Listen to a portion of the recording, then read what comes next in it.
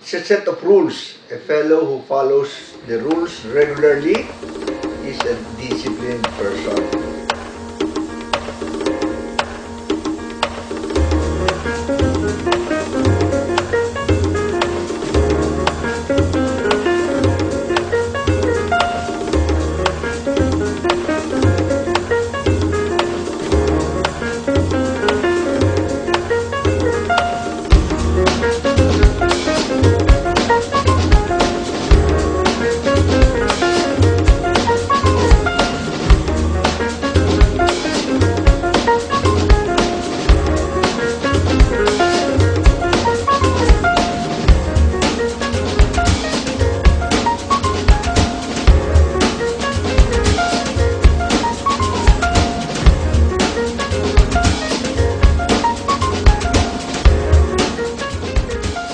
Students who do not follow the regulation and rules of the school are disciplined. One who comes late is disciplined. Bigyan ng tardiness sleep. So it is a set of rules to keep order in an organization. If nobody has discipline, there will be disorder and chaos in any organization. So it's important to have discipline in any organization or any society. Well, discipline is following the rules, making sure that people follow a set of rules that will improve the whole community. If it's a community, that will improve the welfare of the community. For me, it is a way of life, way of systematic equations, systematic living, and it is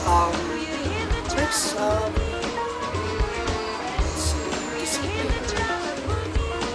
Hey, particularly it's a way of life. It's how you act, react, think, feel, and know about some stuff.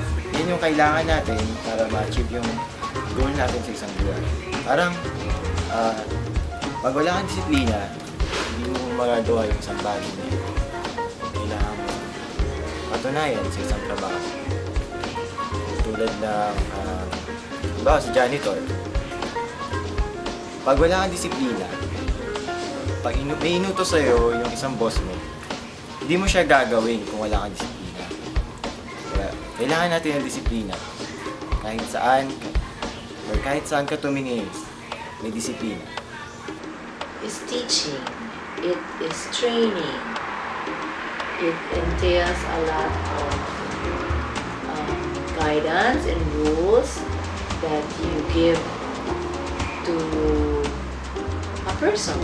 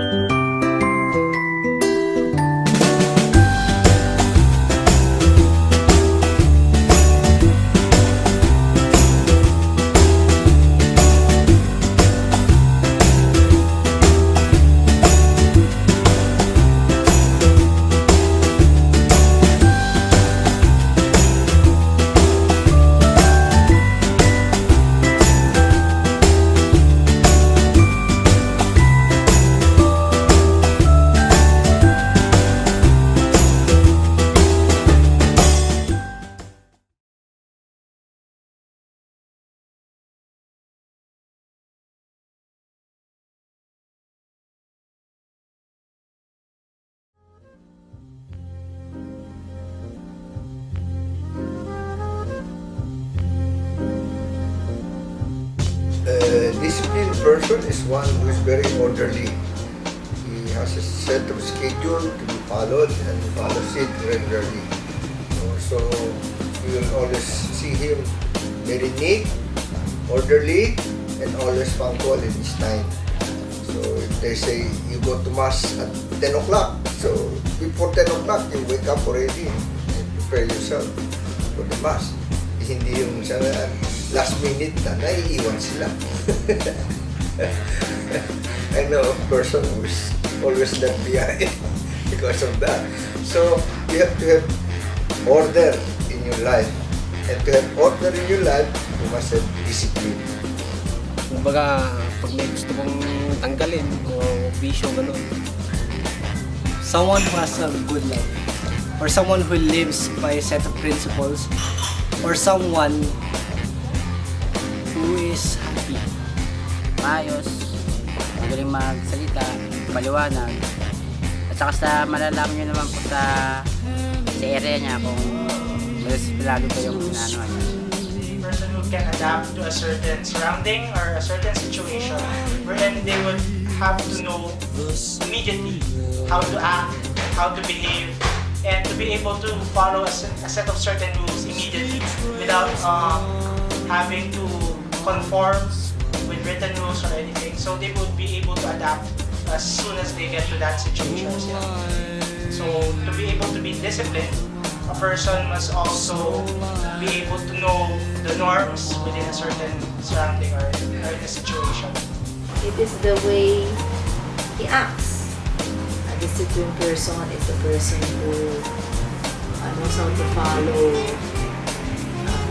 the rules, somebody who conforms with the rules, somebody who is open to the corrections of the rules, somebody who has self-control,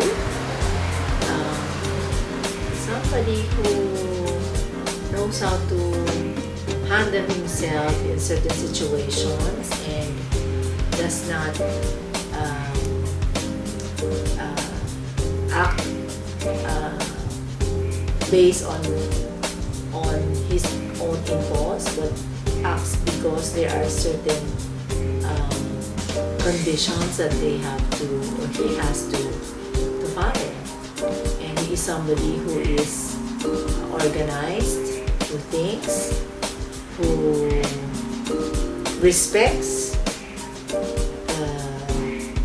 the rules that is presented to him. Somebody who accepts it, accept the rules that are given to him, because these are ways of how he should be guided well when you are disciplined.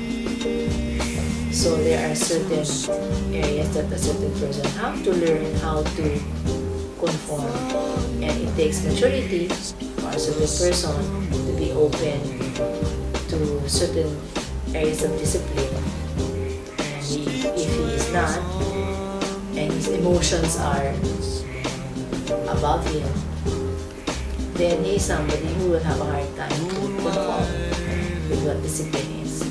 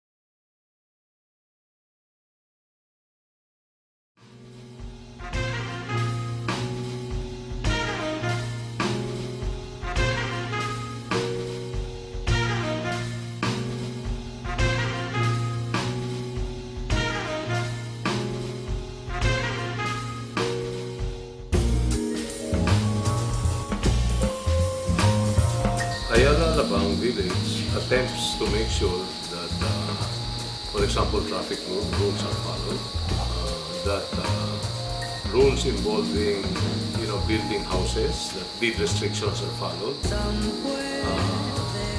and they make sure that people do not go out of line so that the security and again general welfare of the village residents are protected.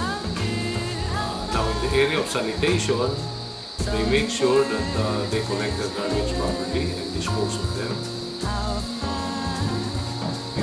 based on certain rules that have been set by the village authorities. Considering that the Ayala Alabang village is more than 30 years old, there have been many programs that have been put in the village. So, like replanting program is one. No? You can see that we are an environment that believes that birds should enjoy staying here. So it's a bird sanctuary. And we also try to make sure that pets are properly harnessed so that they don't hurt other people and they don't create a neighborhood problem. There are certain rules that the residents have to follow. There are rules regarding traffic rules, there are rules regarding how to keep your environment clean.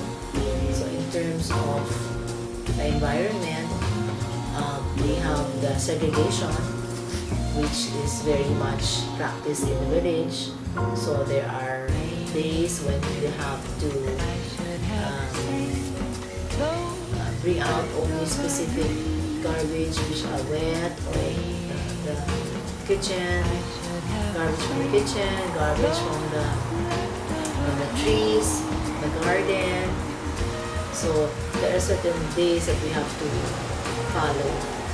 And then another one is they do not allow us to burn leaves because it will affect our environment. So in cases any burning of leaves, they come and catch us. They come and knock at the door and they tell me, "Mom, bawal yan." But they don't do burning of leaves in the village.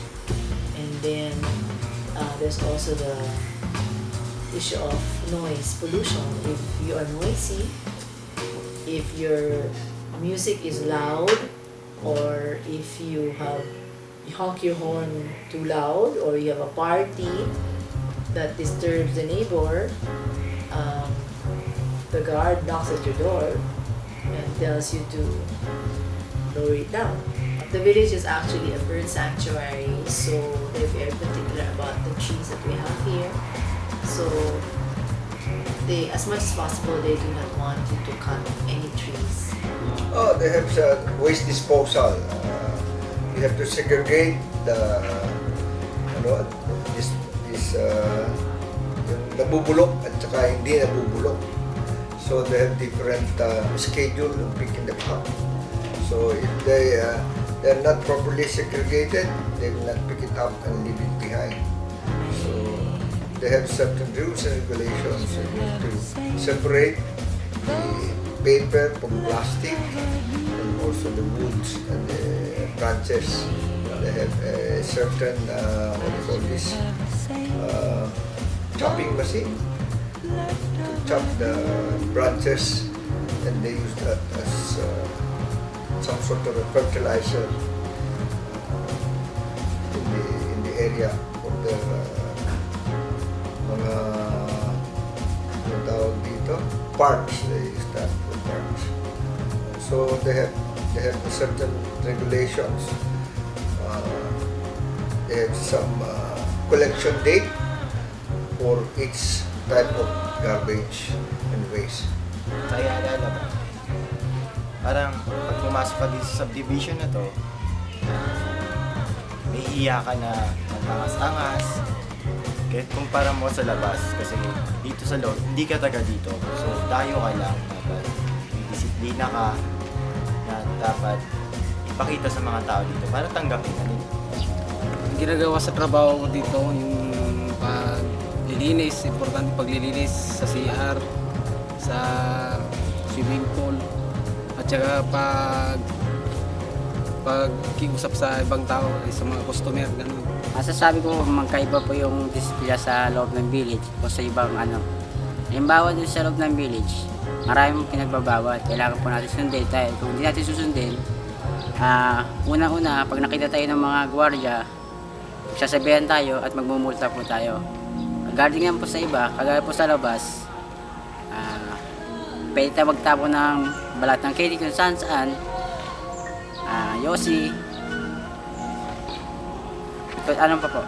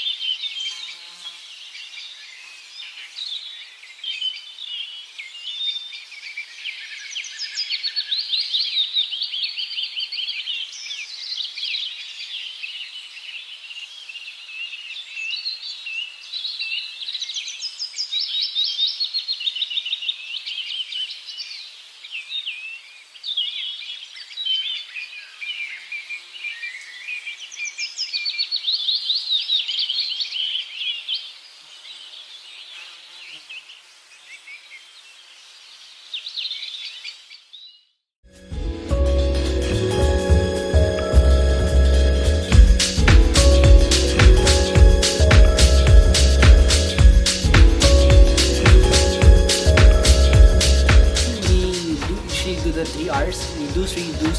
Reuse, recycle. We segregate all the time. We recycle whatever we need. For the plastics, we collect, then we sell it to the eco-waste or the eco-waste buyers in the village. For terms of cans and metals, the same way as it goes. We do support some eco projects, which I'm part of in San Beda also. We have this eco group we meet every Thursday, 7 to 9 a.m. And we talk about how to reduce, reuse, recycle, help the government. And we also do outreach projects. Like we usually clean in the tennis court, or we find somewhere to clean. Like probably the best I've gone would have to be the beach cleaning in Calatagan or in Talik. Yeah, Talik. But there's a part where we have to stay for 2 days because that's really, really bad. You see, that's it. We just support, and whatever we do, we just do it. So if people are disciplined and they make sure that areas that affect the environment are given a lot of importance, then we can all live more happily with each other. Super na-prioritize ko ang environment kasi hindi tayo mabubuhay pag wala environment. Kailangan natin magtanim ng mga puno para kuha ng oxygen.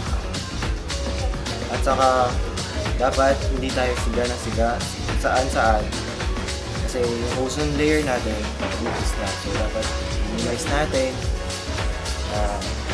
Dapat always tayo nagtatanim na puno. Para naman yung next generation natin, meron pa silang manisilayan na mga puno na ganda at saka pwede pa silang makalabas sa kanilang mga bahay na hindi nasusunod yung kanilang balat. Bali, tatagpa po kami dito, bali 9 hours po.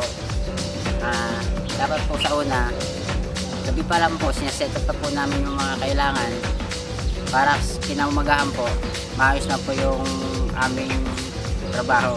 Para pagpunta po ng aming mga customer, nasa ayos na po, malinis na. Lalo po sa aming CR. Sa mga lamesa, kung anong pa mga meron dito mga set up po namin ng maga. At tinatagal po, kapag umalis na po yung mga customer namin, tinatagal na po agad namin yung mga kalat, pinag-anohan nila para pag may dumating, malinis naman po ulit. Self-discipline is a sign of maturity. If a person imposes discipline on himself or herself, then they contribute to the overall welfare of the village and of the community. So therefore, it's very important because if people don't give importance to this particular characteristic, which is discipline, then how you're gonna have chaos? You're not going to have order. It's gonna be very hard to keep, the environment clean and the environment alive. No? I think this is a worldwide problem. There's a saying that if you don't protect the environment, it's going to get even with you. So, and that is the whole gamut of ways and means on how people should take care of the environment. Because, for example, if you cut all the trees here, you can be sure that when there are typhoons and things like that, a lot of us could get hurt. No? As you can see in other parts of the country, this happens. If you don't keep your streets clean, you will see that a lot of that garbage is going to end up in the drainage systems, and pretty soon you will have drainage problems. You will have flooding, you will have so many things. No? And these are all actually man-made. No? For example, you will see a lot of vacant lots that are dirty. You will see a lot of debris and other pieces of paper that affect our drainage system not being cleaned. No? And the reason why they're not being cleaned is that the people who are supposed to not throw them there in the first place throw them.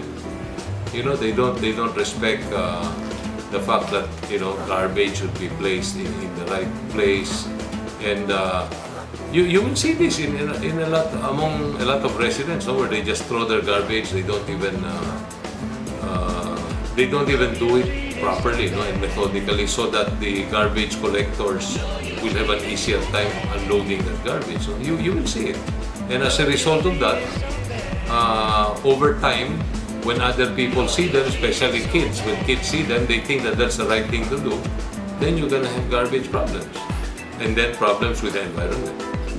The more discipline you have, the more it will affect the environment, because if you don't throw our trash like what disciplined people do, what do you think will happen? Diba? Parang, see, I'm not disciplined. I'll just keep on throwing whatever I want. What do you think the 10 years effect be? If no one picks it up, go to the, let's say, becomes decomposed, acid, trashes, composites. It will form into the ground, It will just get chemicals. Yeah, I smoke. I keep on smoking, and then it's also bad for me, bad for the environment. If you know how to maintain and lessen the use of artificial chemicals, the less our drainages will be affected. Kung hindi ka tapon yung yosi, nag-yosi ka sa pinagtatambayan mo, hindi ka tapon sa paligid mo, minimize yung kalat. Say, inom ka ng soft drinks na tapon kung saan, wala kang disiplina. Yung pag umulan, babaha sa kalsada, so maraming tao maapektuhan. And if you're able to make yourself clean, well-behaved, well-structured, full of wisdom, not ignorant to the things around you, you should be able to apply that to the environment too. So being educated about what's right and what's wrong on the things that you should do should be able to help you or help anyone be able to handle the environment itself. So if you know how to take a bath, if you know how to clean yourself, you should be able to know the effects of cleanliness to the environment too. Self-discipline should not only be applied to yourself, but to the environment that's around you. Mahalaga po talaga disiplina sa bayan. Halimbawa po, kung tayo susunog ng mga plastic, makakasira po sa ating environment. Dapat po, separate po natin yung mga basura, yung mga nabubulok. Dapat po, yung maibibenta po mga kaya ng dyaryo, bote, pwede po natin yung ibenta. Tapos wag na po natin sunugin para hindi po makasira sa earth natin. I don't think it's only environment that it will have a big impact on, but it's also the society. When a country or even a village is not disciplined, then you have a lot of chaos, you have a lot of problems, you have a lot of problems that go down from the youth all the way to the even to the senior citizen. So if there is no discipline, then there's no progress, there's no improvement. So it's very important that a person has self-discipline, even to himself as a person. You will never progress if you don't have any discipline in yourself, because then it follows if you have discipline in your prayers, discipline the way you relate to other people, discipline the way you deal with your finances, in your relationship. If you have all of this in order and you follow certain guidelines and rules, most especially moral rules as part of your discipline and your values, then you won't go wrong. A society will not go wrong if there are any discipline that's given to them, which is the right discipline and guided properly, guided well. So it's very important that there is always discipline. But most of all, disciplining oneself. Otherwise, you personally will not grow, you will not progress, you will not be happy. Discipline is like trash. Everyone hates it. But in the end, Everybody benefits.